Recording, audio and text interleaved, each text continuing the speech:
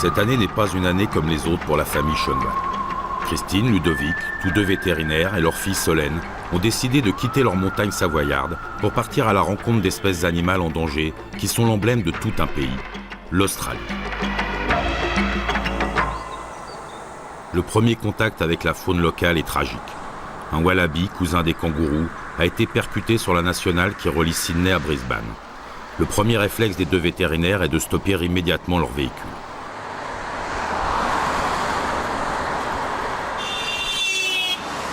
Ils savent qu'ils ne peuvent plus rien pour le marsupial, mais ils se doivent de vérifier son sexe.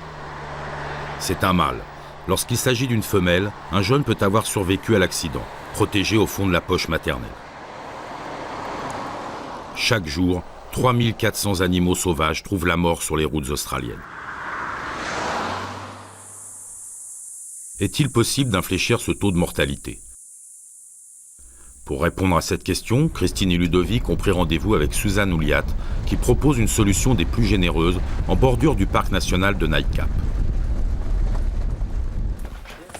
Elle a créé, il y a 5 ans, un centre de secours pour wallabies orphelins ou blessés. Elle se définit elle-même comme une nurse pour jeunes marsupiaux en danger. Toi, tu restes ici. Suzanne fait à ses invités les honneurs de la plus incroyable des crèches. Il aime se balader. Il vaut mieux fermer la porte. C'est un petit wallaby bicolore. Il existe énormément d'espèces. D'ailleurs, celui-ci, comme la plupart, sont des wallabies bicolores. Sa mère a été tuée par une voiture. C'est pour ça qu'en Australie, lorsque vous voyez un wallaby mort ou un kangourou sur la route, voire même un opossum, n'importe quel marsupial, vous devez vous arrêter et vérifier. Parce que la plupart du temps, il s'agit d'une femelle avec un petit dans la poche. Il vaut mieux vérifier. Celui-ci a échappé à un accident de voiture. La plupart sont dus à des accidents de voiture ? Oui, pour la plupart. Et les incendies ? Non, pas beaucoup d'incendies. Ils se font aussi attaquer par les chiens, lorsque les gens oublient d'attacher leurs chiens la nuit. Il est mignon, hein ? Pour Solène, il n'existe pas plus beau métier au monde que de soigner ses peluches. Il plonge dans sa poche. Suzanne a dû trouver une alternative à la disparition brutale des mères wallabies. Des sacs à dos rembourrés de chiffons doux, suspendus à l'ombre et au calme, font office de poche maternelle. Chaque petit a le sien, qu'il identifie à l'odeur. Les jeunes, sécurisés, restent comme dans la nature, nichés au chaud jusqu'à l'âge de 9 mois. 7 jeunes pensionnaires reçoivent en ce moment les soins constants de leur mère providentielle. Mais d'ailleurs, elle va les nourrir dans la poche. Pour les rassurer. Je leur couvre les yeux parce que lorsqu'ils voient, ils se laissent distraire facilement. Quand ils boivent, ils n'arrêtent pas de tourner la tête et de regarder autour d'eux. Alors je leur cache les yeux pour qu'ils aient l'impression d'être encore dans la poche de leur maman, en train de boire du lait.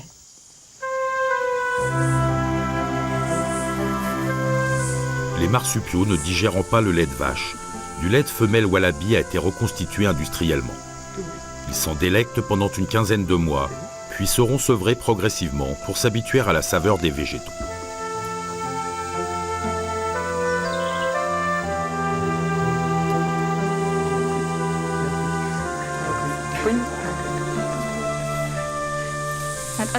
Vous les relâchez à quel âge ? Je les garde dans ce parc tant qu'ils sont à un biberon toutes les 4 heures. Ceci me permet de les sevrer tout doucement. Ce petit-là a 9 ou 10 mois. Il ne prend plus que 3 biberons par jour.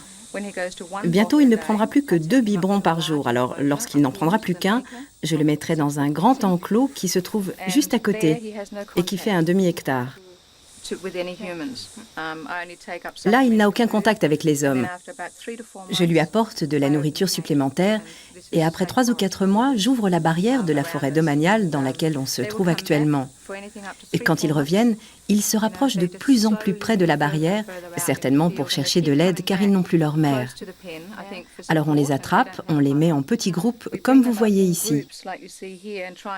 Comme ça, lorsqu'on les relâchera, ils feront partie d'une petite famille. Nous ne relâchons aucun animal si nous ne sommes pas sûrs à 100% qu'il peut se débrouiller seul. Ce ne serait pas juste. Ce serait une proie facile car il ne serait pas capable de courir et il faut qu'il puisse courir très vite. Et ce serait vraiment trop douloureux de savoir qu'ils se font prendre alors qu'on peut éviter ça.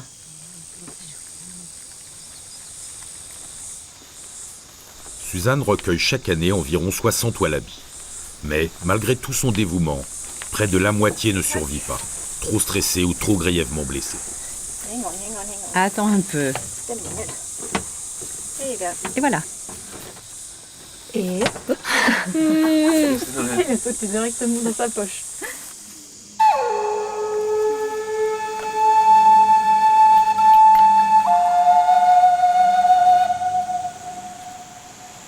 Membre de la famille des macropodes, mammifères aux grands pieds, il n'y a pas plus inoffensif qu'un wallaby. C'est dans les forêts d'eucalyptus du sud-est australien que l'on croise des wallabies rouges comme celui-ci. D'un tempérament solitaire, il prend ses repas à la fraîche. Le reste du temps, il somnole à l'abri des regards, caché dans la végétation. La faim le pousse malheureusement à s'aventurer là où l'herbe est la plus dense, au bord des routes.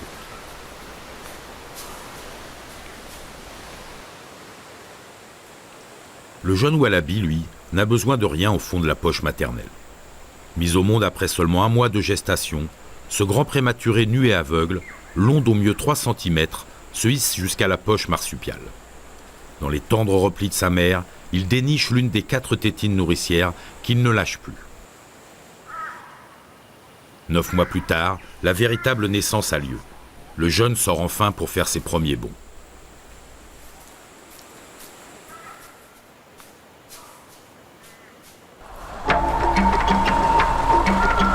Christine et Ludovic ont eu du mal à séparer Solène des jeunes marsupiaux orphelins.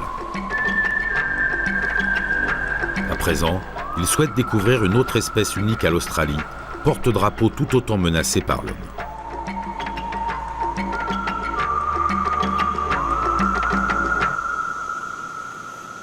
L'ours, à poche couleur de cendre, marsupial plus connu sous le nom de koala, sort de sa torpeur.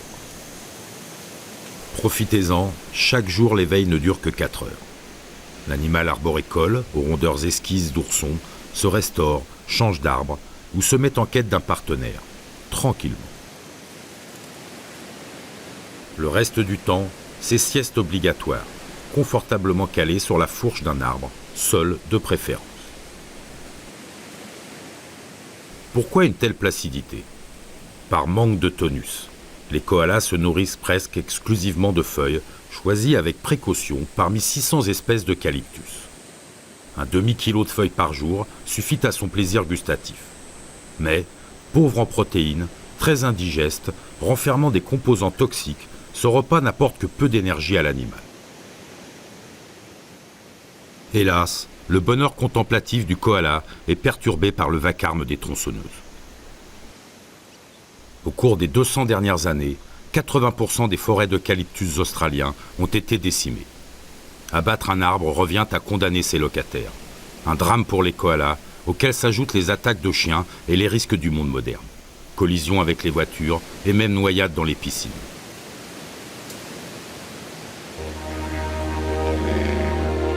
Au chevet de l'animal totem, un formidable réseau de volontaires s'est tissé dans le pays. La famille Schoenwald se rend à l'hôpital pour koala de Port Macquarie, pièce maîtresse du dispositif.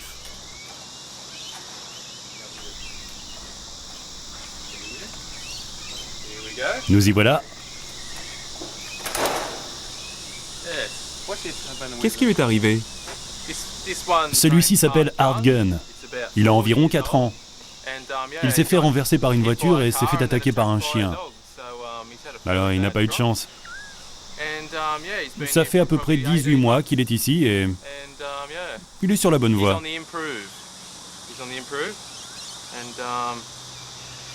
Il s'en tire bien dans l'ensemble. En plus, il est adorable.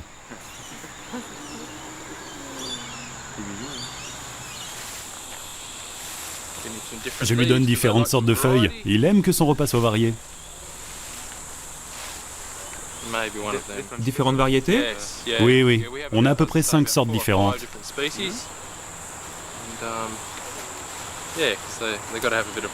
Oui, c'est important qu'ils aient un régime alimentaire varié. On va aller voir si on peut le faire descendre.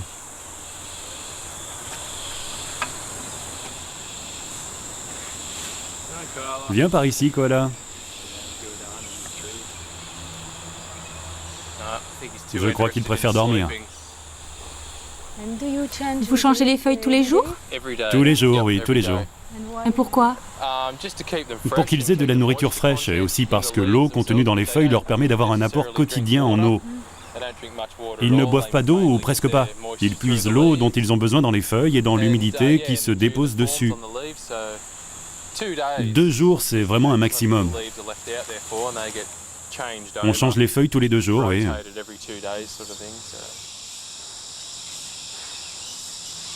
En langue aborigène, le mot kula signifie « celui qui ne boit pas ».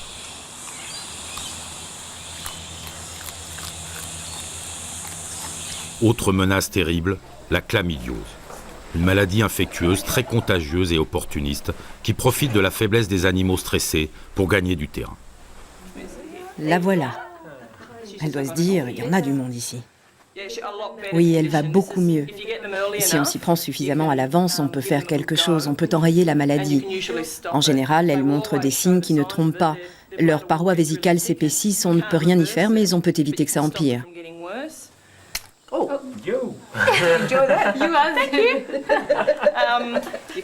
Son pelage est encore très brun, et quand le pelage est foncé, ça veut dire qu'elle ne va pas bien, qu'elle est malade. Parce qu'elle est grise? Elle est grise, oui, c'est ça. Certains koalas sont bruns, mais d'une façon générale, lorsqu'ils sont bruns à cet endroit, c'est qu'ils sont malades. Leur vraie couleur ressemble plutôt à celle-ci. En général, elle est plutôt nerveuse. Mais pour le moment, ça va. Entre 60 et 90, c'est normal, mais lorsqu'elles sont en chaleur, leur pouce accélère. Celle-ci se porte plutôt bien. D'ailleurs, elle s'étire. Vous voyez là, en bas? Ça la démange. Les symptômes sont dramatiques. Inflammation des yeux avec risque de cécité, infection de l'appareil urogénital. Les vétérinaires ont déterminé qu'un lait enrichi en protéines, des soins attentifs et une mise en quarantaine parviennent le plus souvent à enrayer l'infection. Franck Arnel, le vétérinaire en chef de l'hôpital, visite ses malades. Salut la belle. C'est toujours bon signe lorsqu'ils ont l'œil pétillant. Elle est jeune et il va lui falloir se battre pour survivre. Elle fait partie de celles qui s'en sortent le mieux. On arrivera peut-être à la sauver. Elle se reproduira de nouveau dans la nature et pourra faire d'autres bébés koalas. Je suis ravi qu'elle aille mieux.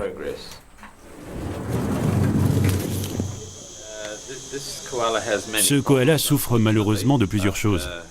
Son problème majeur, c'est qu'elle souffre d'une infection utérine et d'une infection de l'appareil urinaire. Sa paroi vésicale ainsi que ses ovaires sont épais. Elle a une infection chronique, ce qui explique qu'elle soit en mauvaise santé générale. Elle présente également un autre problème, elle est très anémiée. Ses muqueuses sont presque blanches. Elle développe également une infection dans l'œil due à son infection utérine. Je crains malheureusement qu'elle soit en phase terminale. Dans ce cas précis, nous préférons ne pas investir de temps, d'énergie et d'argent sur un koala comme elle. Il vaut mieux se consacrer à un koala qui a toutes les chances de s'en sortir. C'est un cas très triste. C'est la fin pour elle. Cela ne servirait à rien de gaspiller du temps et de l'énergie pour essayer de la remettre sur pied. Elle sera vraisemblablement euthanasiée.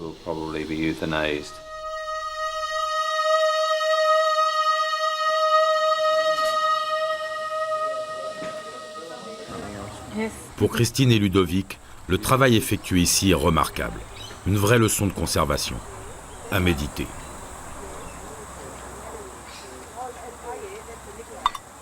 Et voilà, c'est fini. C'est fini, tu perds. C'est fini. Chaque année, 4000 koalas sont victimes d'accidents. Remis sur pattes, les marsupiaux les plus résistants finissent par retrouver leur paisible liberté au parfum d'eucalyptus. Vénéré par les aborigènes pour sa sagesse, le koala goûte de nouveau à la félicité d'être un funambule ensommeillé se régalant de feuilles toxiques. Un enchantement de courte durée si son unique habitat persiste à diminuer.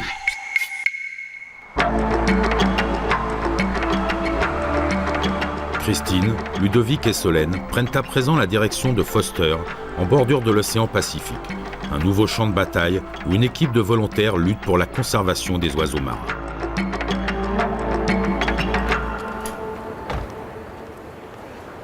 Marnie Booner est déjà sur le pied de guerre.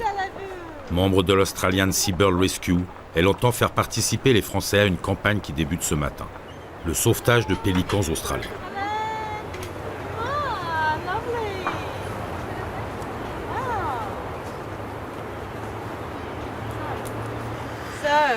Je vais vous montrer quelques-unes des lésions qu'on trouve chez les pélicans. Celui-ci a une ligne de pêcheur entortillée autour du bec. Celui-ci, c'est un hameçon dans l'œil. Il a eu beaucoup de chance. On a réussi à enlever l'hameçon sans abîmer l'œil. Ici, ce sont 2 pélicans dont les poches se sont prises toutes les 2 dans un hameçon. On a réussi à les séparer. La peau est très fine. C'est comme une sorte de membrane qu'on doit recoudre, un peu comme une broderie. Et ça, c'est Lance qui essaie d'attraper les pélicans. Lance Ferris est le fondateur de l'Australian Seabird Rescue. Depuis 11 ans, cet ancien policier, aussi opiniâtre que discret, arpente 7 jours sur 7 le littoral à la recherche de pélicans mal en point. Amical palmipède, le pélican australien aime à fréquenter les ports de plaisance où il dégote ses 2 kilos de poissons quotidiens. Passé maître dans l'art de la maraude, il tournicote autour des cannes à pêche. Mal lui en prend. Ailes, pattes, bec et poches extensibles se blessent au fil de nylon et aux hameçons abandonnés par des pêcheurs négligents. L'œil exercé de Lance a localisé un pélican souffrant. C'est très possible, avec du poisson. Et puis dès qu'il sera suffisamment prêt, il va l'attraper pour le soigner.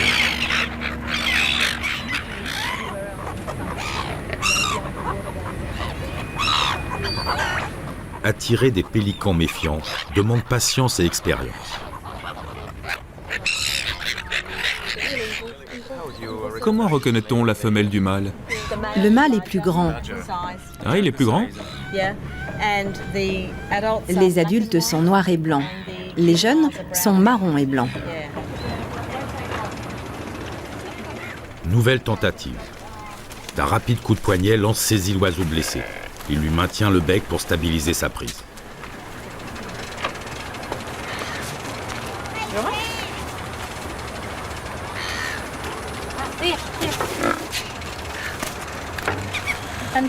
Bien joué.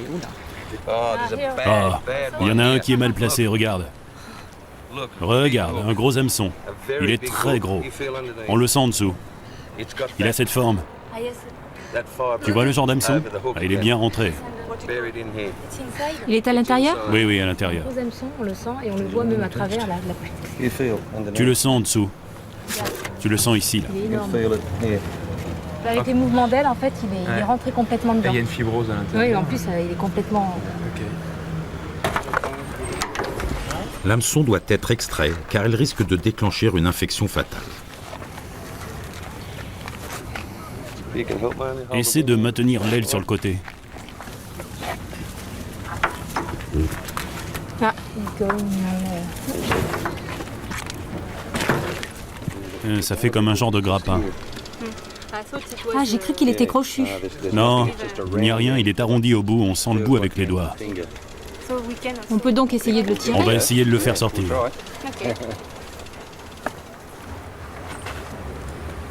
Il sort là. Ouais, il sort. Ça fait pas mal de temps qu'il est là. Et la réaction. Le voilà. You're right. Oui, il était complètement recouvert.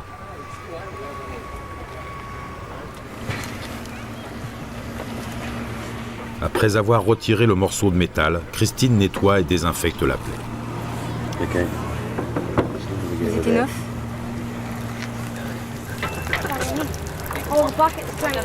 Voici le 566e pélican capturé par Lenz.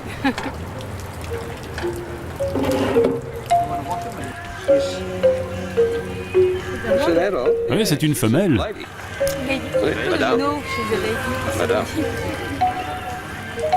Elle est prête à repartir. Tu veux la relâcher?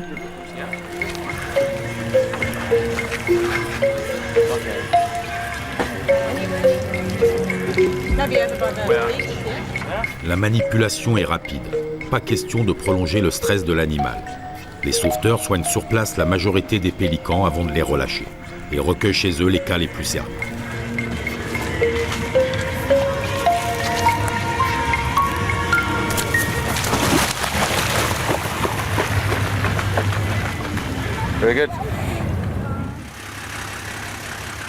Mission accomplie dans cette zone. L'équipe se met en route vers une autre marina.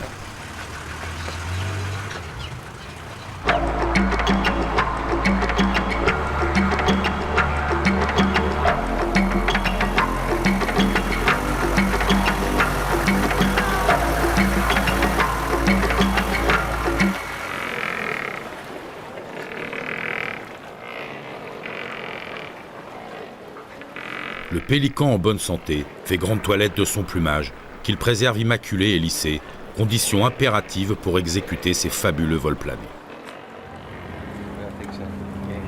En pleine eau, Lance repère un pélican blessé.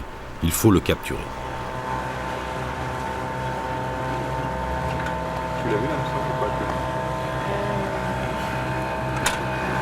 D'abord, la pâter avec une pièce de poisson. Facile.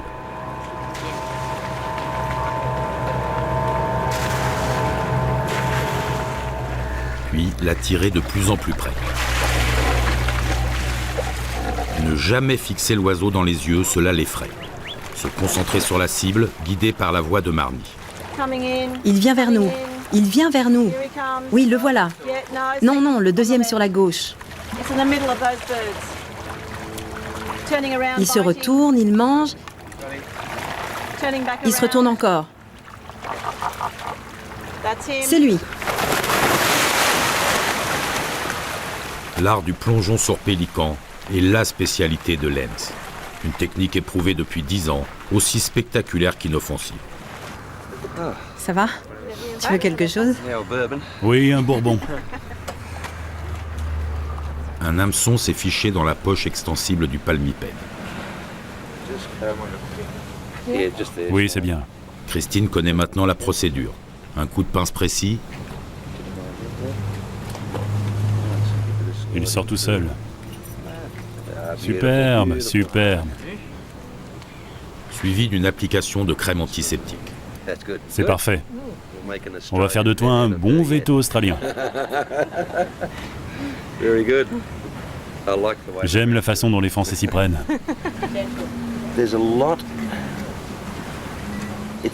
Ça fait longtemps qu'il est là. Lenz découvre un second crochet. Ce qui se passe, c'est que parfois, au bout de l'hameçon, il se forme une boule. Il peut même se mettre dans l'autre sens. Oui, comme ça, bien, bien. Le voilà.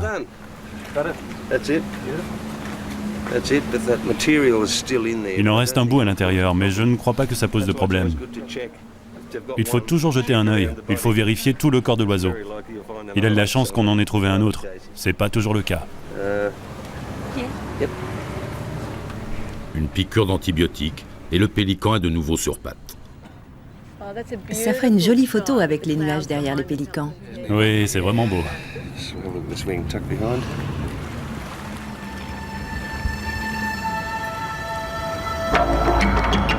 Après avoir fait connaissance dans les marinas avec ces magnifiques oiseaux si dociles, Christine et Ludovic ont obtenu d'aller observer une colonie de pélicans sauvages, unique en Australie. À 1 heure de route de Foster, des centaines de pélicans australiens nichent en famille sur une île déserte.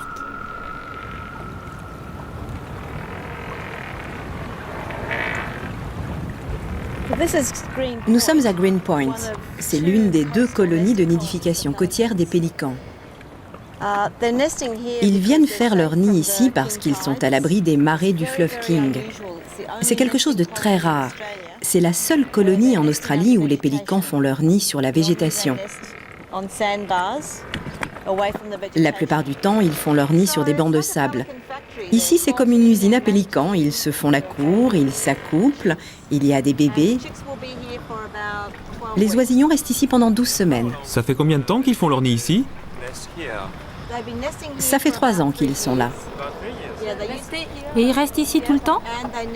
Oui, ils font leur nid ici toute l'année. C'est le seul endroit en Australie où ils font leur nid en continu toute l'année. C'est très rare. Combien de couples y a-t-il ici? Environ 200 couples.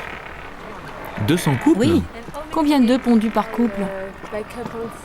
2, parfois 3. Lorsqu'ils pondent 3 œufs, seulement 1 ou 2 oisillons survivront. Le plus fort des 2 tuera le plus faible. C'est comme ça.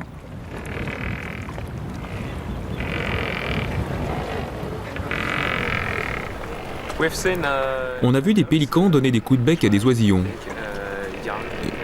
Pourquoi? Les nids sont tellement près les uns des autres que certains jeunes pélicans se trompent et se retrouvent dans le nid du voisin. Alors les adultes leur donnent des coups de bec pour les faire fuir. Parfois les adultes les tuent s'ils ne partent pas sur le champ. C'est plutôt triste. Mais vous savez, c'est difficile d'éviter ça.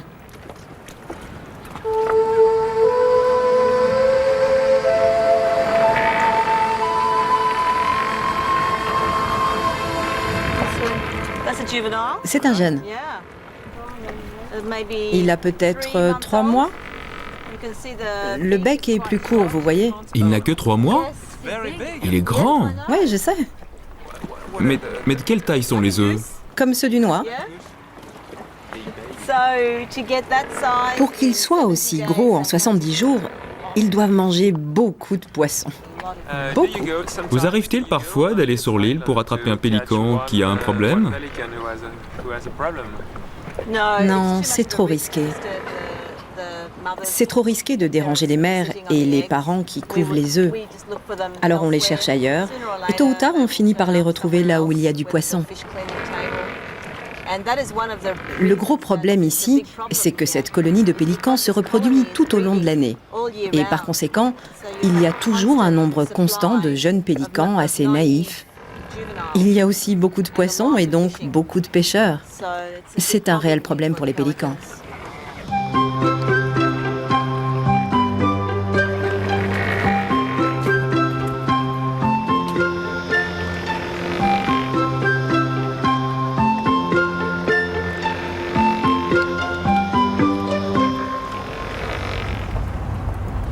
La famille Schoenwald ne quitte plus d'une semelle l'un de ces mardis. Ils se rendent ensemble dans la prochaine marina. Lance, le roi des pièges à pélicans, installe un nouveau dispositif spécial oiseaux craintifs.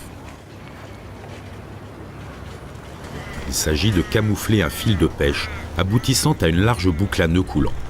À l'autre extrémité, une canne à pêche. Un peu à gauche.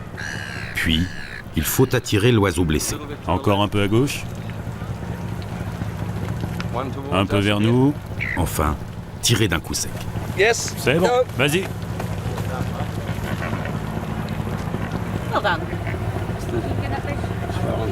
La patte est enflée. L'aile aussi. Et il a quelque chose qui ne va pas dans l'aile. Je vais jeter un œil.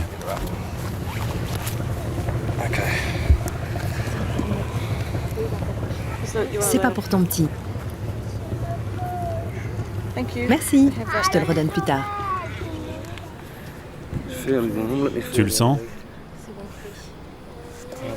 Fais voir l'autre patte. Elle a 2 ongles. Oh, tu t'en souviens, on l'a déjà croisée. Oui, on l'a déjà attrapé. Oui, 2 ongles au lieu d'1.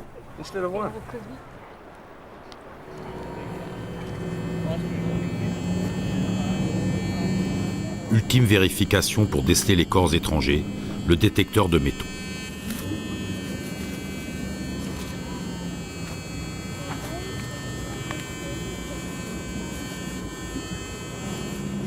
Pas d'hameçon à signaler cette fois, mais une patte est endommagée. Comme ça, moi, c'est pas dur et puis au moins. C'est juste pour désinfecter, pour enlever les microbes. Tu peux pas en mettre. Après que Ludovic ait badigeonné la peau de bétadine, Christine ponctionne l'articulation blessée pour qu'elle dégonfle.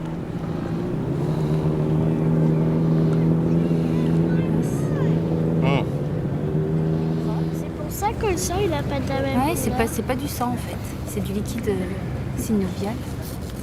Ah, il en a semblé.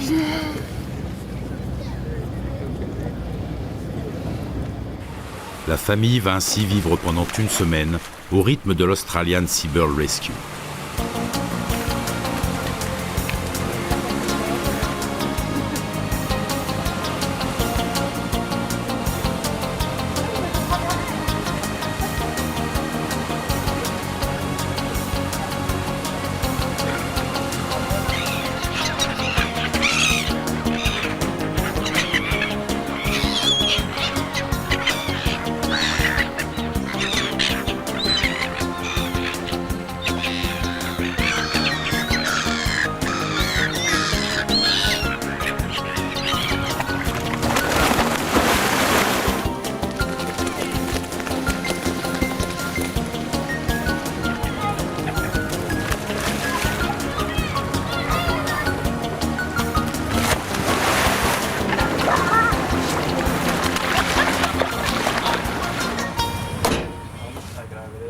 La campagne de travail dans la région de Foster s'achève.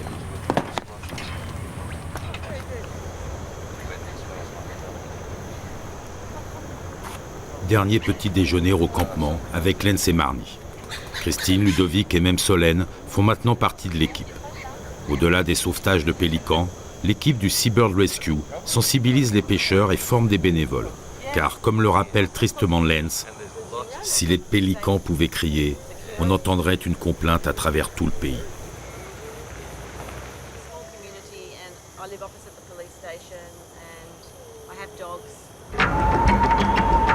On replie bagages, mais on ne se quitte pas. Direction Alstonville dans le Queensland, où d'autres animaux en péril ont besoin de tout le savoir-faire du Seabird Rescue.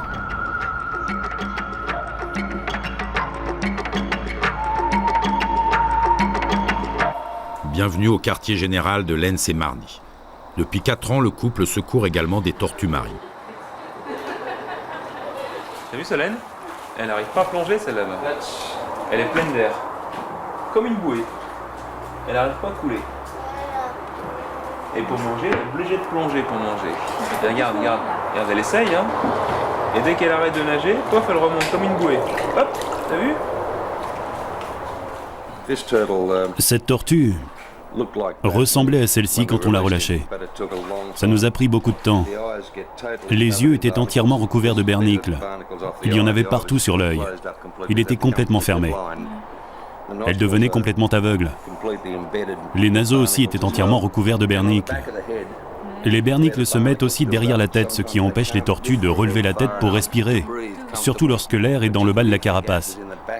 Elles doivent lever la tête comme ça. Leurs nageoires sont aussi recouvertes de bernicles de cette grosseur. Et donc elles ont du mal à se déplacer. Elles sont obligées de rester comme ça, avec des énormes bernicles sur les nageoires. C'est très inconfortable. On les nettoie pour leur permettre de bouger la tête, ensuite on enlève tout le reste. Beaucoup d'organisations pour la sauvegarde des animaux gardaient les tortues ici, dans les bassins, pendant 6 mois, parfois 1 an.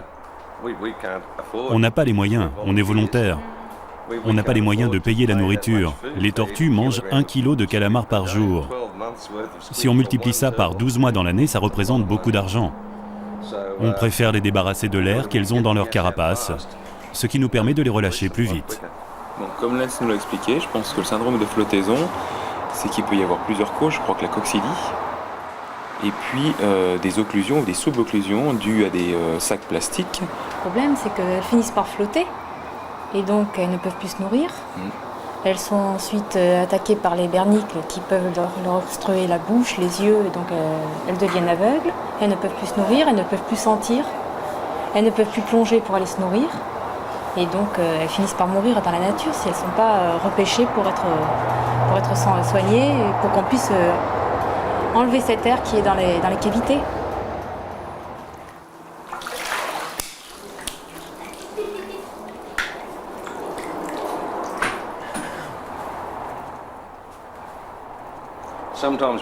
Parfois, on fait ça en dernier recours. Il se peut que l'air soit dans l'intestin ou dans une autre cavité ou quelque part où on ne peut pas l'extraire. On ne peut rien garantir. Rien. Une des solutions à cette situation désastreuse est de ponctionner l'air à la seringue. Ok. 1.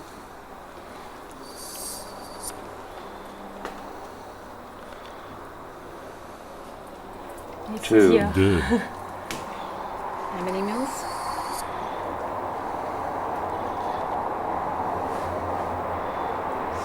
3. On croise les doigts. Prêt? On y va. 1, 2, on y va.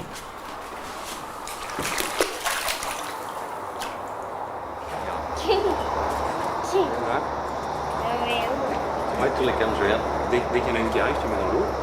Tu mets dans l'eau, comme ça, tu tiens, puis regarde, elle va venir le chercher. Ah.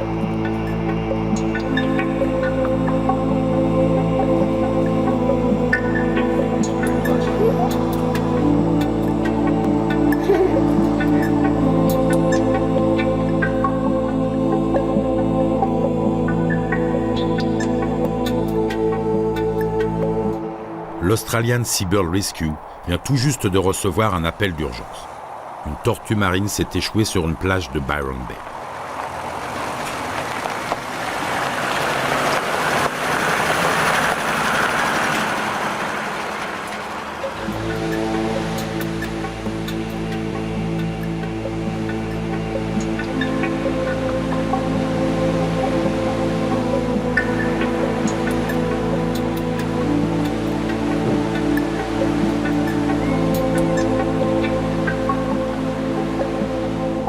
Il est malheureusement trop tard pour la sauver. Marnie est bouleversée. Elle sait trop bien que chacune des 7 espèces de tortues marines sont gravement menacées d'extinction.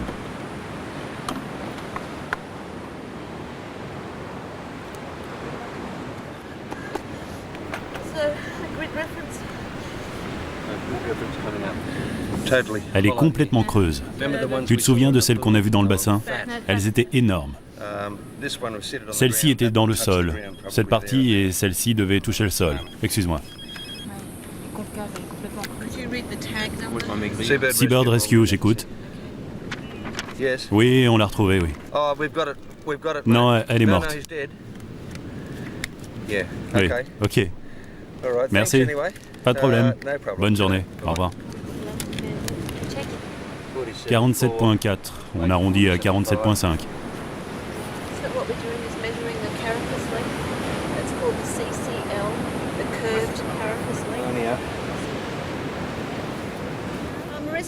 Bonjour Morissa, c'est Marnie. Comment ça va? Rien à signaler pour cette tortue? Ok, fais-moi signe dès que tu as les résultats de l'autopsie pour qu'on sache de quoi elle est morte. Ça faisait très longtemps qu'elle était malade et c'est la tortue la plus squelettique qu'on ait jamais vue.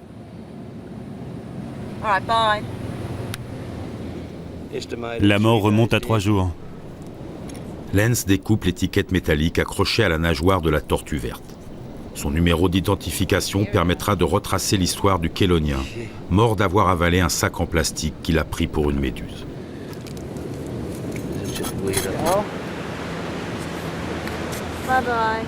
Chaque année, plusieurs centaines de tortues marines meurent de la sorte sur la côte est australienne.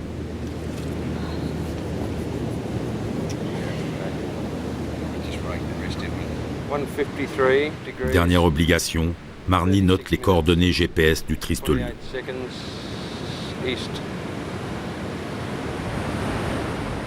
C'est un jour de défaite pour l'équipe.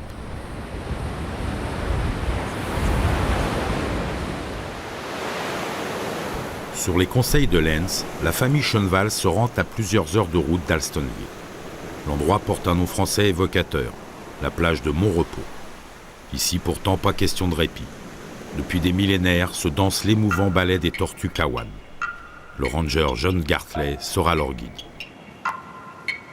Les tortues Cowan ne foulent la terre que pour donner la vie. L'instinct pousse les femelles à affronter un milieu qui n'est pas le leur, en plein été austral. Les mâles, eux, n'y songent même pas. La future mère a nagé plus de 3000 km dans les eaux tumultueuses du Pacifique Sud pour aborder cette mince bande de sable et pas une autre. Le rituel de la ponte est sur le point de débuter. Pendant plus de 3 quarts d'heure, la tortue creuse le sable de ses nageoires postérieures. Avec délicatesse, elle aménage le coffret où seront déposés ses œufs précieux.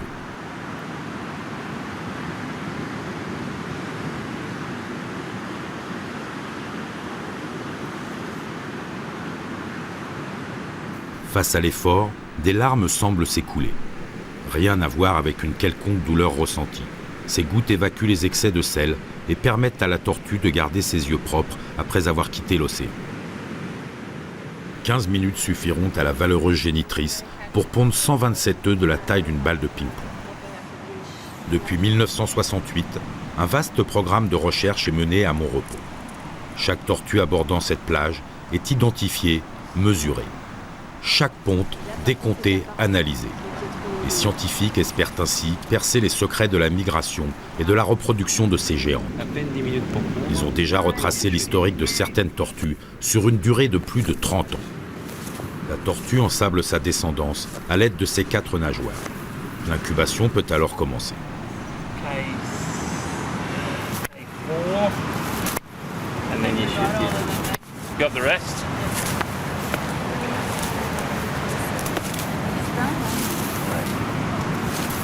Quoi qu'on fasse, rien qui l'affectue.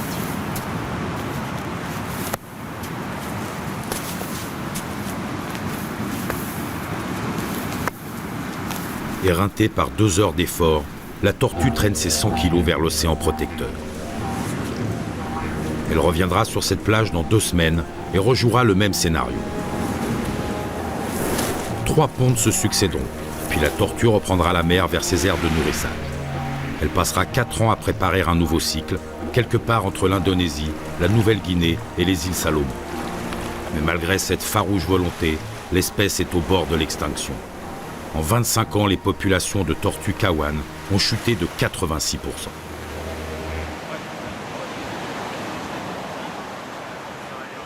Après 8 semaines d'incubation souterraine, ces nouveau-nés n'ont qu'une hâte, se ruer vers les vagues.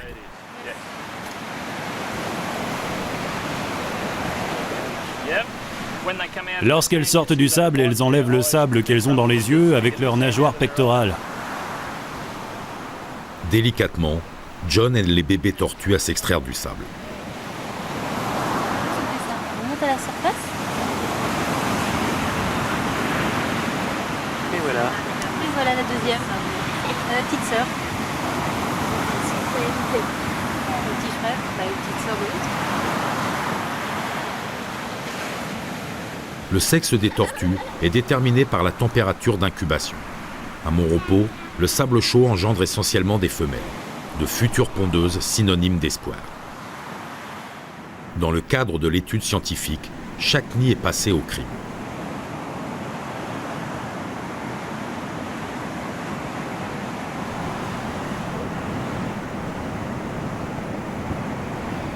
« 57 cm en haut du nid. D'accord ? 29. C'est pour ça que c'est assez délicat de les enlever. Si je creuse trop, tout se casse en 1000 morceaux et ça devient difficile de les compter.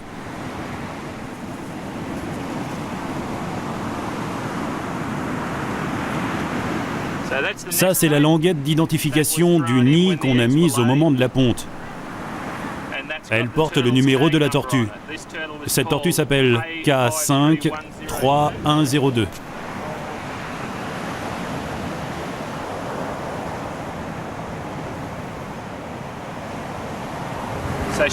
Elle a pondu 117 œufs en tout.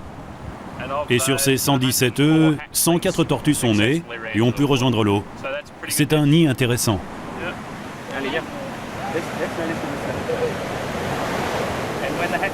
Alors, quand les petits arrivent vers toi, tu leur fais suivre la lumière.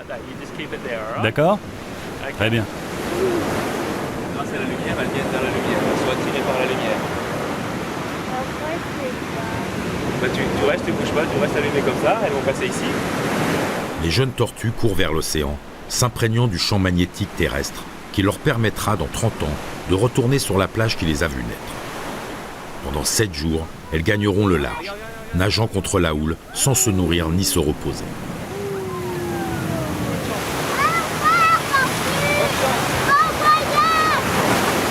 Sur 1000 jeunes lancés vers l'inconnu, seule une tortue mature reviendra pondre sur ce rivage. Christine et Ludovic retrouvent Lens et Marnie pour un grand jour. Au bout de 6 semaines de convalescence, 2 tortues vertes vont être relâchées en plein océan, dans une zone adaptée à leurs besoins. Afin de les identifier, les tortues ont été baguées.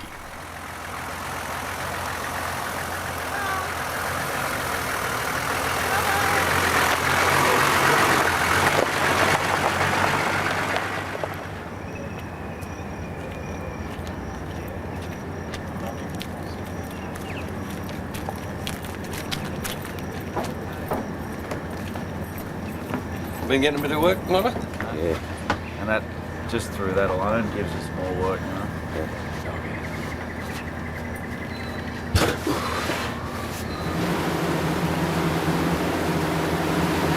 C'est une très bonne zone de réintroduction des tortues parce que d'une part, il y a une surveillance accrue de la part du parc national et d'autre part, il y a une extrême richesse alimentaire pour les tortues, donc ils préfèrent les lâcher ici même si elles n'ont pas été trouvées dans le secteur.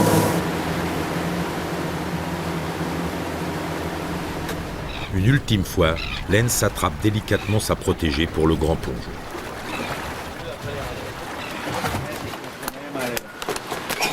On 3. 1. Oh, should be 2.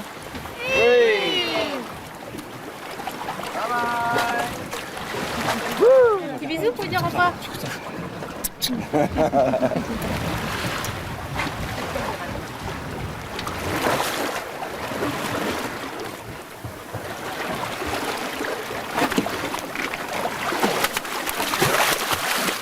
Ces 2 jeunes tortues vertes sont des miraculées, ne devant leur survie qu'à l'équipe du Seabird Rescue qui n'abandonne jamais. Seule une naufragée sur 10, hélas, vit assez longtemps pour connaître ce beau moment.